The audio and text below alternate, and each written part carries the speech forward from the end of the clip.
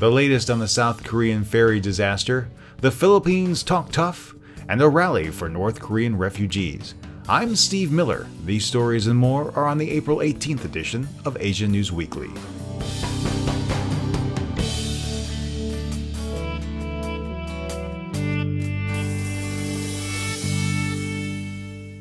Greetings and salutations, my friends. Our first story this week comes from South Korea. A passenger ferry carrying 459 people from Incheon to Jeju Island sank Wednesday morning. Most of the passengers on board were students from Danwon High School, located in Ansan, a city about 30 kilometers south of Seoul. The nearly 7,000-ton Sewol completely sank off South Korea's southern coast in about 2 hours. At the time of this podcast recording, 9 have been confirmed dead, including at least 1 crew member and 1 student. Nearly 300 remain missing, and 179 passengers have been rescued. This leads many to fear that the unaccounted-for passengers are trapped inside. However, rough currents and poor visibility are hampering progress. More than 100 vessels and aircraft are participating in the search for the missing passengers in what could be one of the deadliest offshore accidents in the nation's modern history. The Sewol sank 20 kilometers off the coast of Byungpung Island, according to the Coast Guard. It's unclear why, but the Sewol was out of the safe passage channel in the area. Some speculate the captain may have altered the course in an effort to make up time during the cruise. He has been brought in twice thus far by the Coast Guard during their investigation. Captain Lee Jun-suk told reporters, "I am sorry. I am at a loss for words." But he didn't take any questions at the press conference. Navy divers were able to explore 3 compartments as of 7 p.m. Wednesday evening, but found no bodies. Since a portion of the vessel still remains above water, officials have been pumping air inside in an attempt to provide a livable environment. It's unclear what caused the accident, but a passenger told YTN they heard a loud thumping noise before the boat stopped. There are also some indications that the Sewol made a quick turn and cargo shifted in the hold, which resulted in the vessel capsizing. Kim Young-boong, an official from the company, apologized saying, quote, "I would like to say sorry to the passengers, which include a number of students and their parents, and promise that our company will do its best to minimize loss of life. We are sorry." End quote. The high school students were participating in a 4-day trip to Jeju, which makes this all the more tragic. When the story first broke, there was a release of information that clearly wasn't vetted, giving false hopes to parents as they rushed to the southern city and staging ground for the rescue operations. Broadcasters also began sharing text messages from students on board. The messages brought to life the situation in ways never before imagined. Quote, "Mom, I just want to tell you that I love you, just in case I won't have a chance to say this again," said one 17-year-old. It's been confirmed that she has been recovered. A student identified as Shin texted her father at 10:04 a.m. telling him to calm down. "Dad, don't worry. I have my life vest on, and we're all here together." Her father replied, "I know that the rescue is underway, but shouldn't you be waiting outside the rail? Try to get out if you can." Shin wrote back, "I can't. The corridor is full of kids, and it'll even be more dangerous to move because the ship is tilted. Unfortunately, she is still among the missing." Those who were on board have been telling media outlets that the crew may have actually told passengers to stay where they were rather than evacuate when the vessel capsized. This event has devastated Korea as a whole. Many are glued to their television sets and radios, waiting and praying for updates, and hopefully some good news. As more information becomes available, I'll be sharing it via @AsiaNewsWeekly on Twitter.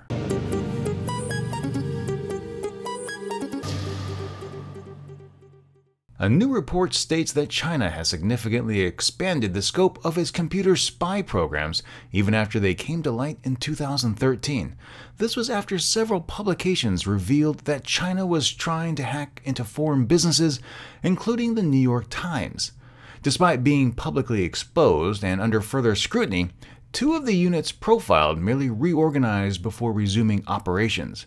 Mandiant, who released the report, also states, quote, "The Chinese government is expanding the scope of its cyber operations, and China-based advanced threat actors are keen to acquire data about how businesses operate, not only about how they make their products," end quote.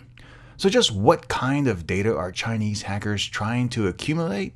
Well, they're trying to get executive emails, budgetary information, business processes, and the like. It's believed that China passes the information on to domestic businesses to make them more competitive. Before people are quick to condemn China for carrying out these practices, they need to take a good look in the mirror.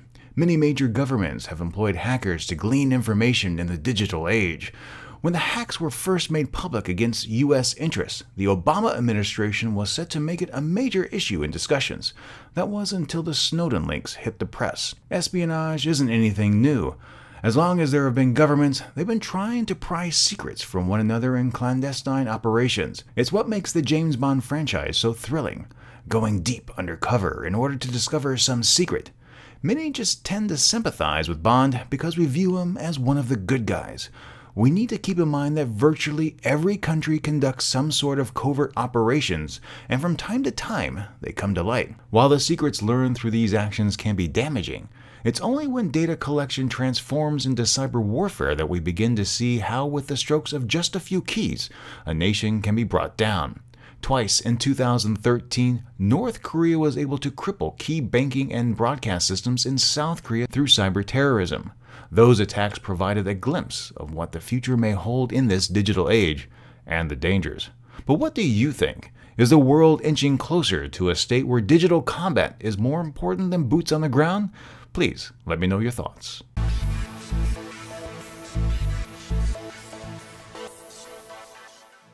After 3 small and primitive North Korean drones were found crashed in the countryside of South Korea, the nation has been scrambling to better increase its defenses. North Korea denies any involvement, but the aircraft appear very similar to the ones seen in North Korean pictures. At least some opposition lawmakers in South Korea are also questioning if the drones really came from the DPRK. What is known about these drones is that they couldn't relate real-time information and only flew along pre-programmed routes. Some lawmakers and military leaders fear the rudimentary devices could be weaponized to include biological or chemical weapons. South Korea will be installing 24 long-range radars made by the United Kingdom's Brighter Surveillance Systems.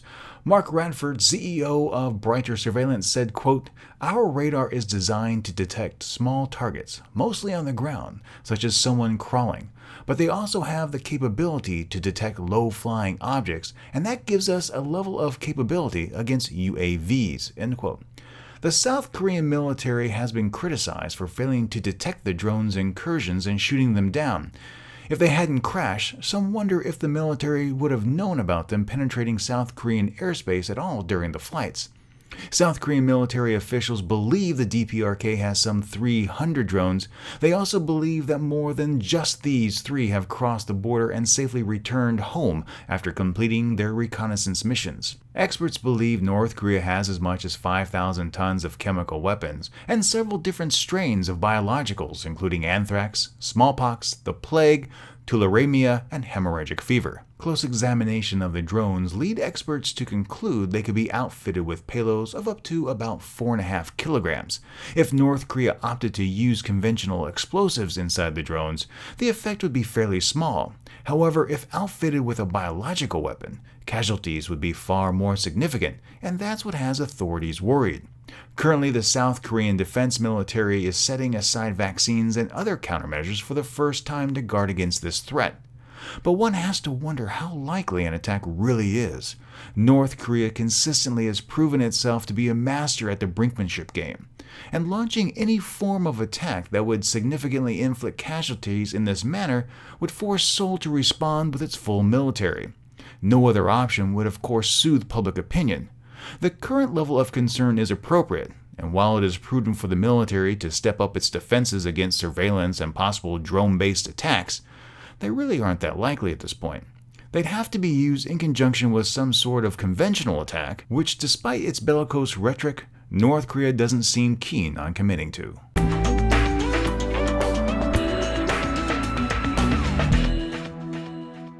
If you would like more information about any of the stories I mentioned, please visit asiannewsweekly.net for a complete list of links.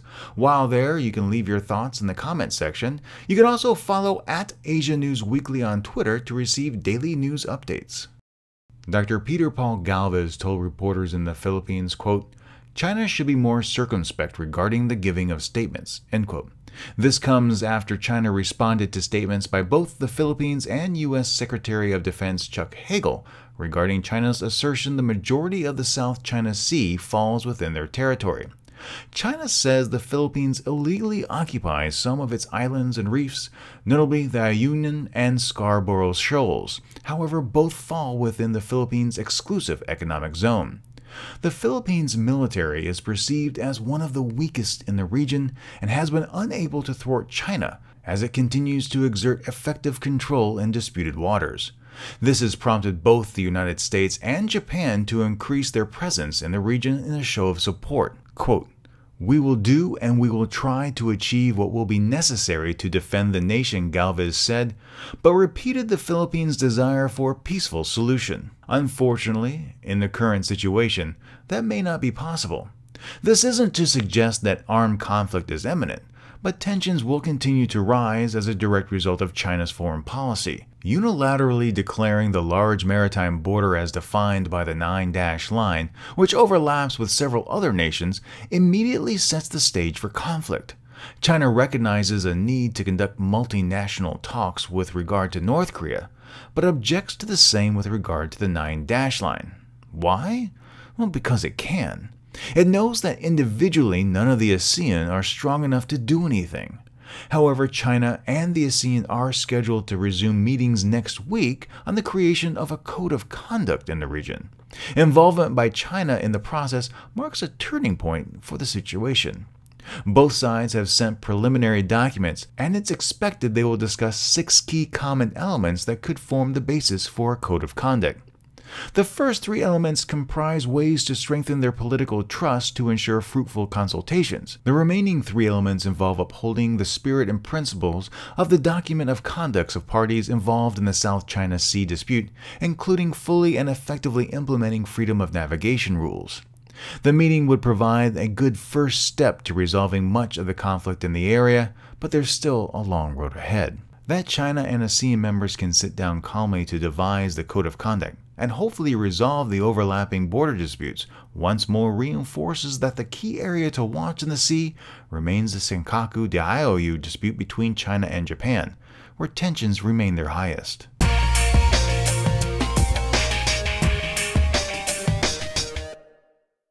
South Korea and Japanese officials met this past Wednesday to discuss Japan's wartime sexual enslavement of Korean women. It's the first meeting of this nature between the two countries, despite South Korea making repeated requests. Japan wanted the talks to include other regional issues, including the Dokdo-Takeshima dispute and North Korea.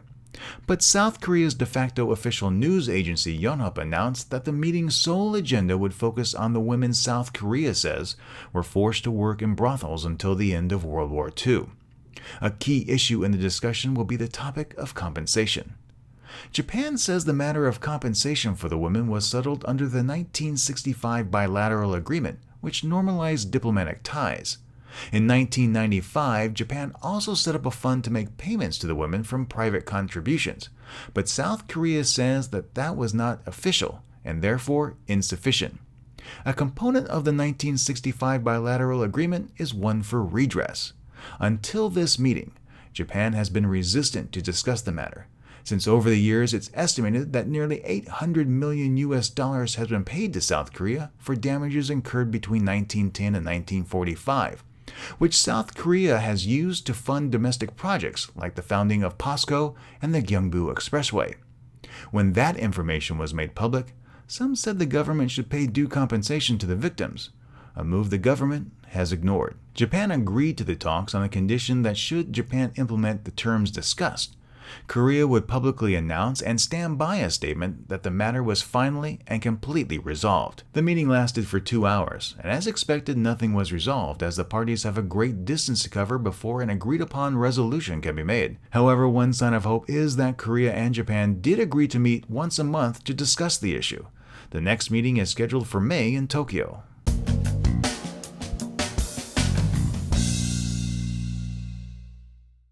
Are you interested about life in Asia? Well, every day I share photos and videos about my life and travels, like hiking up Mount Pinatubo in the Philippines, enjoying pizza from a vending machine, or showing the typical Korean subway commute. So if this interests you, please connect with me personally on Twitter. I'm at Chi Ranger there, that's at QI Ranger. The Road to Life is an international rally for North Korean freedom. It's taking place next week on Saturday, April 26th, as part of North Korean Freedom Week. The rally is in support of all North Korean refugees who make it to South Korea and need assistance in starting over in South Korea, coping with the loss of loved ones left behind, starting school, or obtaining training. Casey Lartigue from Freedom Factory is helping to organize the event. This event is titled Road to Life, and is part of a series of events that will be part of North Korean Freedom Week.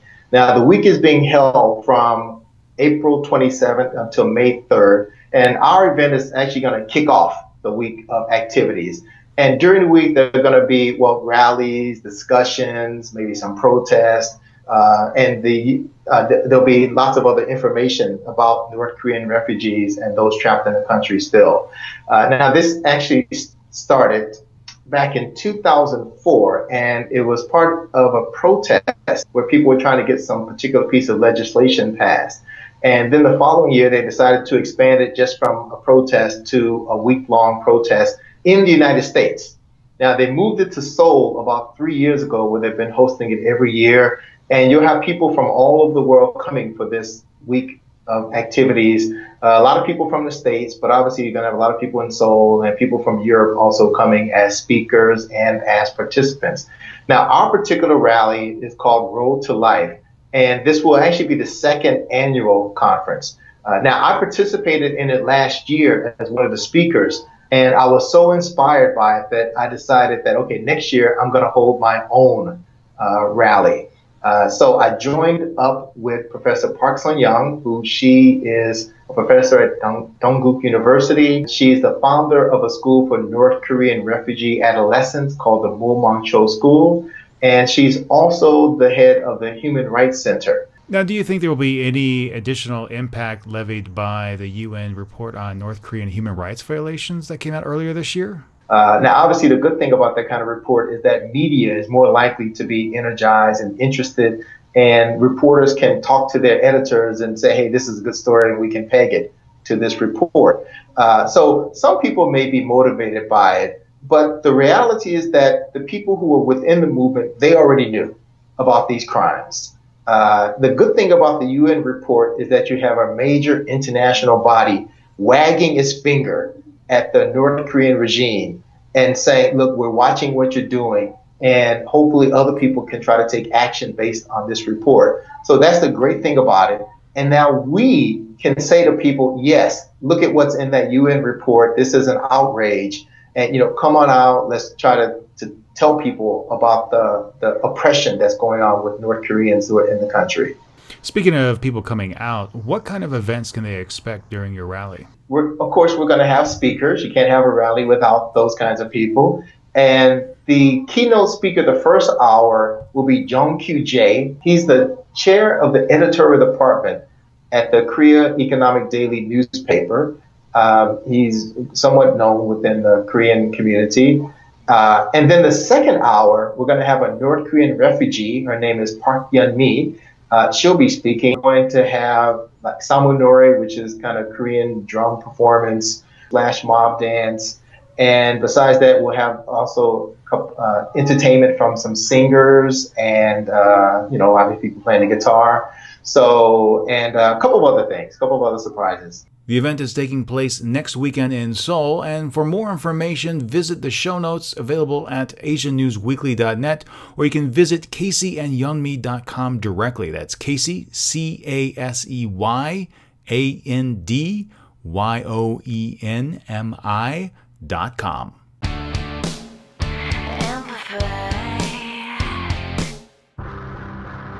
Tesla Motors has announced plans for a network of charging stations in China to allow owners of its cars to charge their vehicles for free, thus enabling them to travel for longer distances. Tesla is trying to sell its Model S there, which can travel for about 250 kilometers after a 20-minute charge. However, the cost of the vehicle is reportedly north of $120,000, meaning China's hope that the electric vehicles are the solutions to its air quality problem is a bit misplaced. First, the vehicles are too high priced. Sure, those with the funds can purchase the Tesla, but with a population as great as China, the focus needs to be on creating an alternative for as many people as possible. It's all about the quantity of electric cars on the road. When looking at the price point for that kind of vehicle, the overall range for the electric car becomes problematic as well. Cheaper cars can't travel for long distances, don't recharge quickly, and just aren't ready to replace petrol-based vehicles. Perhaps one of the greatest examples of the challenges facing real-world use of purely electric cars was shown a few years ago on the BBC's Top Gear. In an episode, Clarkson and May had to wait the better part of a day for their vehicles to fully recharge. But what do you think? Are alternative fuel vehicles nearing the point where they can replace combustion engine cars? Or is that dream still a bit distant? Be sure to share your thoughts with me on the podcast page or tweet them to @AsiaNewsWeekly.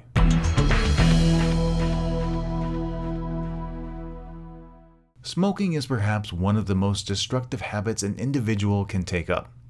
Not only are its effects apparent in the home and in public spaces, but research has linked smoking to lung cancer, a disease that accounts for nearly a third of all cancer deaths annually. That's more than breast cancer, colon cancer, and prostate cancer combined. In fact, lung cancer is the leading cause of death worldwide. Recently, Korean researchers have identified a microRNA molecule. This microRNA molecule suppresses a gene that plays an important part in lung cancer. These findings were originally published in Cell Death and Differentiation. MicroRNA is a small chain of RNA that regulates gene expression. This research study focused on the MIR 9500 chain. What the team of researchers found out was that cellular levels of MIR 9500 affected the behavior of AKT1, the assumed gene responsible for lung cancer. The more MIR 9500, the less AKT1, and the less likely a tumor would grow and metastasize. If there was less MIR 9500, the effect was opposite.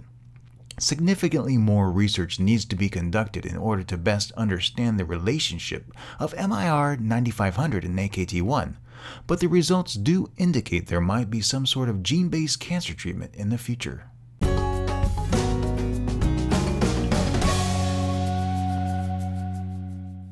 And finally, one last story on a little bit of a lighter note. A false story went viral a few weeks ago in which it was reported that North Korean leader Kim Jong-un required all men to adopt his hairstyle. Now, those of us in East Asia knew immediately the story was a hoax. However, one London-based hairdresser took the idea and ran with it. Mo Nabak, who runs M&M Hair Academy in South Ealing, posted a picture of Kim Jong-un with the following text: "Bad hair day? 15% off all gent haircuts through the month of April." Now, the ad caught the attention of the North Korean embassy located just a short distance away. Nabak even says that his establishment was under surveillance, prompting him to get the police involved. Now, while the ad is humorous, North Korea's reaction to having their head of state used in the ad isn't all that unexpected. Look at the United States and how it responded to David Ortiz's selfie with President Obama when it was revealed that it was part of an ad campaign for Samsung. But what do you think? Did North Korea overreact, or should they have just let it go? I think the only reason the story is even in the news is because of the way that North Korea handled it. Perhaps a softer approach was a wiser course of action.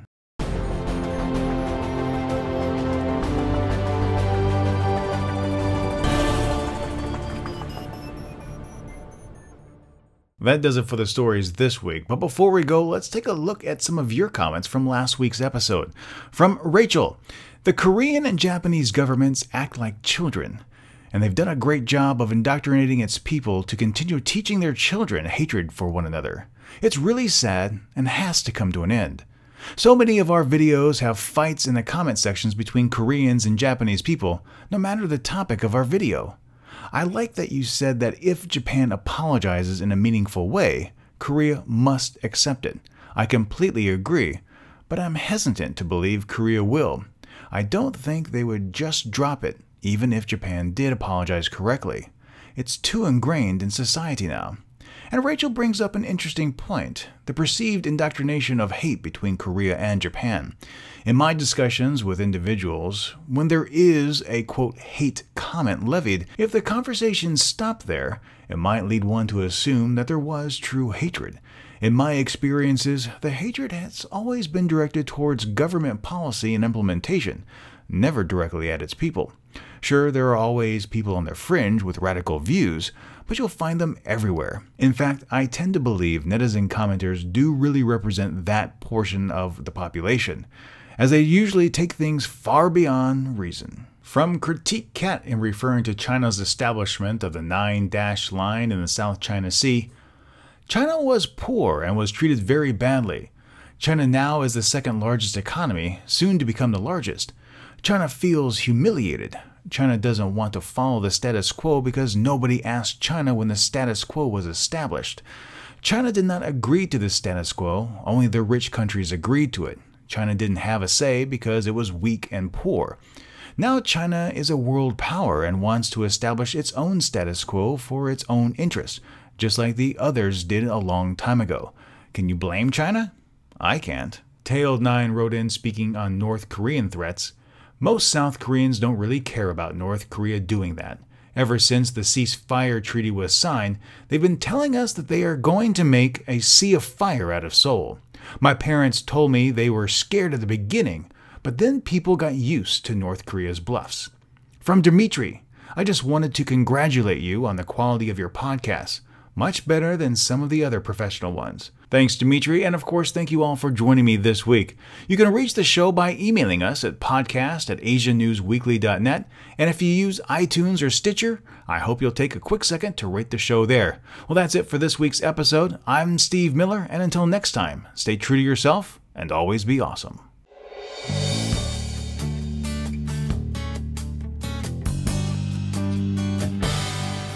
Asia News Weekly is written and produced by Steve Miller and licensed under a Creative Commons Attribution Non-Commercial No Derivatives 4.0 International License.